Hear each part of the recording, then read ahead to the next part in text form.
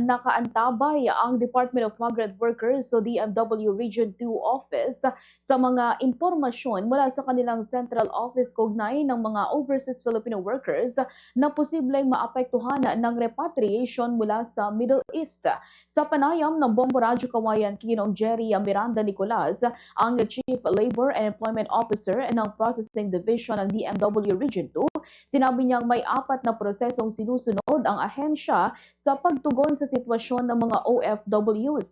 Ayon kay Nicolas, unang tinututukan ng ahensya ang mga OFWs na nasa pre-departure stage, kabilang ang mga aalis pa lamang mula sa Pilipinas at ang mga nasa layover na patungo sa kanilang bansang destinasyon.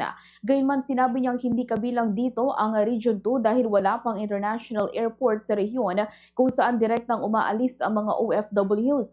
Pangalawa, minomonitor ng DMW ang mga OFWs na kasalukuyang nasa country of destination na maaring maapektuhan ng kaguluhan. Anya, nagtatag ang kanilang tanggapan ng online assistance upang matulungan ang mga pamilya ng OFWs na makipag-ugnayan sa kanilang mga kaanak sa ibang bansa at makakuha ng impormasyon hinggil sa kanilang kalagayan. Samantala, ikatlong bahagi ng operasyon ang repatriation process na pinangangasiwaan ng Migrant Workers Office o MWO sa ibang bansa.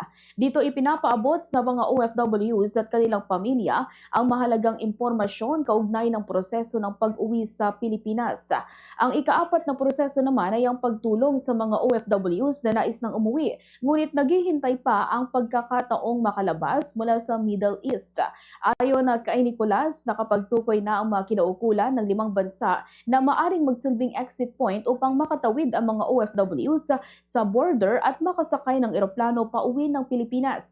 Sa ngayon, sinabi niyang wala pang opisyal na datos na ipapadala sa DMW Region 2 tungkol sa bilang ng mga OFWs mula sa rehiyon na apektado ng sitwasyon. Ipinaliwanag niya na hindi sila otorisadong maglabas ng bilang hanggat hindi ito nagmumula sa central office ng DMW upang masiguro ang pagiging pare-pareho ng ulat. Dagdag pa niya, patuloy ang koordinasyon ng DMW sa Migrant Workers Office sa ibang bansa na siyang direktang tumutulong sa mga OFWs. Kabilang sa mahakbang na ginagawa ng MWO ang paglalagay ng mga OFWs sa temporary shelters malapit sa embahada o konsulada habang hinihintay ang repatriation. Sa mga nasabing pasilidad ay may mga nakahandang pagkain at iba pang pangunahing pangangailangan ng mga OFWs habang inaayos ang kanilang mga dokumento at biyahe pauwi ng Pilipinas. Nagpaalala rin ang DMW Region 2 na nakapaskil sa kanilang Facebook page ang mga contact numbers na maaring tawagan ng mga OFWs at kanilang pamilya upang makakuha ng tulong o impormasyon. Samantala, tiniyak ng ahensya na may nakahandang financial assistance at reintegration programs para sa mga OFWs na makakauwi sa bansa bilang bahagi ng kanilang suporta sa mga repatriated workers.